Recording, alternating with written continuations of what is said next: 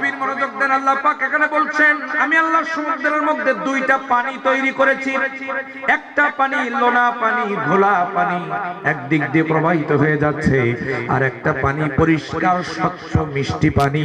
একই জায়গা দিয়ে দুইটা পানি প্রবাহিত হচ্ছে। এই দুইটা পানির মাঝখানে আমি আল্লাহ রাব্বুল আলামিন কোনো পার্টিশন দেই নাই, অদৃশ্য অন্তরাল রেখেছি, পৃথিবীর কেউ যেটা দেখতে পারে না। আমার ভাইয়েরা, এই ঘোলা পানি অর্থাৎ লোনা পানিগুলো ঝড়ের তীব্র বাতাসে ঢেউয়ের মধ্যে এই পানিগুলো মিষ্টি পানিতে চলে যাচ্ছে, আর মিষ্টি পানিগুলো আবার ঘোলা পানিতে চলে যাচ্ছে। আবার যখন ঢেউ শেষ হয়ে যাচ্ছে, বাতাস যখন শেষ হয়ে যাচ্ছে, যার যার জায়গায় আবার চলে যাচ্ছে। জোরে বলেন সুবহানাল্লাহ। ডক্টর উইলিয়াম ব্রাউন্সের সামনে এই আয়াতটা আসলো। তিনি চিন্তা করলেন যে কোরআনুল কারীম যদি সত্য হয়, তাহলে এই দৃশ্যটা এখনো পর্যন্ত সমুদ্রের ভিতরে গেলে পাওয়া যাবে। আল্লাহু আকবার বলেন।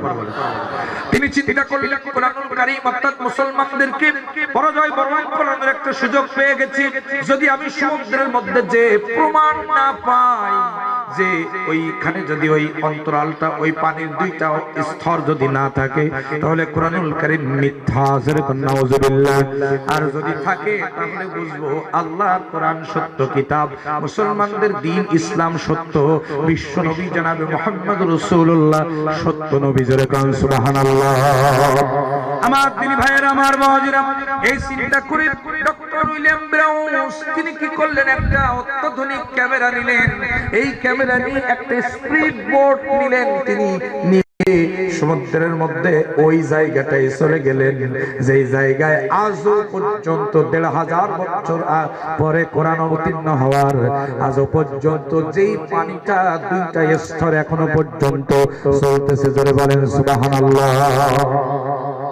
ঘোলা পানি আর মিষ্টি পানি একই জায়গায় চলছে, এখনো পর্যন্ত আছে। আপনি ইউটিউবে সার্চ দিতে পারেন, অথবা গুগলে সার্চ দিলে আপনি এটা পেয়ে যাবেন। আমার ভাইরা, ডক্টর উইলিয়াম ব্রাউন্স এই জায়গায় চলে গেলেন।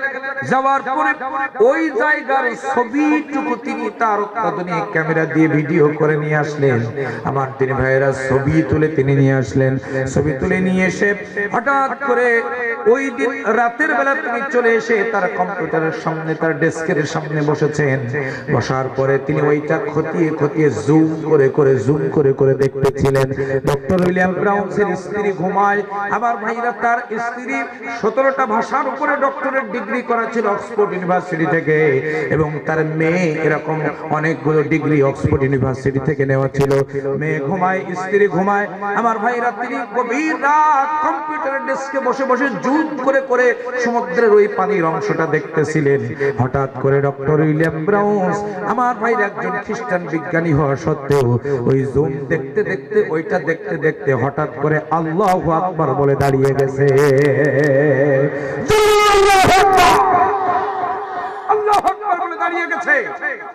স্ত্রীর ঘুম ভেঙে গেছে, সন্তানের মেয়েটার ঘুম ভেঙে গেছে। স্ত্রী ডাক দিয়ে বলতেছে, তুমি তো মুসলমান না, তুমি তো খ্রিস্টান, আর মুসলমানদের সবচেয়ে বড় অস্ত্র লিল্লাহে তাকবীর, আল্লাহু আকবার, এই স্লোগান তুমি একজন খ্রিস্টান হয়ে কেন দিচ্ছ? আমার তিন ভাইয়েরা, মেয়েটা বলে, বাবা তোমার কি হলো? এত কঠোরপন্থী ইসলাম বিরোধী তুমি, মুসলমানদের বিরোধী তুমি, অথচ মুসলমানদের সবচেয়ে বড় অস্ত্র আল্লাহু আকবারের স্লোগান তুমি কেন দিচ্ছ? কি হয়েছে এমন?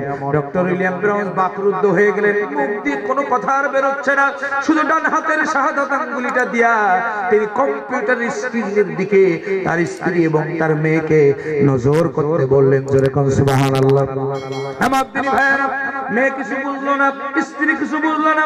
ওনার কাছে জিজ্ঞাসা করলো, কি হয়েছে, কি এমন ঘটনা ঘটেছে? এটা তো সামান্য একটা পানির দুটো অন্তরায় আমরা দেখতে পাচ্ছি, তাছাড়া তো কিছু না। ডক্টর উইলিয়াম ব্রাউন্স বলে, প্রাণের বিবি ও আমার পরিজাত টুকরা কন্যা, আমার মেয়ে, তাকায় দেখো। জুম করে তিনি দেখালেন, ওই যে দুইটা অন্তরায়, দুইটা পানি চলতেছে, মাঝখানে কোনো পার্টিশন নাই, মাঝখানে কোনো প্রাচীর নাই। কিন্তু ডক্টর উইলিয়াম ব্রাউন্স বলেন, তাকায় দেখো, ওই দুইটা পানির মাঝখানে আলিফ লাম লাম হা, 4টা অক্ষরের আল্লাহু এই নামটা লেখা। আর জোরে আল্লাহু আকবার। ডক্টর উইলিয়াম ব্রাউন্স বলেন, পৃথিবীর কোন মানুষের যেখানে যাওয়া সম্ভব না, পৃথিবীর কোন আর্টিস্টমেন্টের যেখানে যাওয়া সম্ভব না, ওই জায়গাটাই কে কে গেল, আর ওই সমুদ্রের দুটো পানির মাঝখানে কেমনে ওই আল্লাহ নামটা লেখা, এটা তো আমার মাথায় খেলতেছে না। পৃথিবীর কোন মানুষ যেখানে যেতে পারবে না, ছবি তুলে আনতে পারবে, কিন্তু পৃথিবীর কোন মানুষ ওই জায়গায় যেতে পারবে না, কারণ ওই ঢেউয়ের মাঝখানে যাওয়ার ক্ষমতা কারো নাই। কে লিখলো, কে লিখলো, কে লিখলো?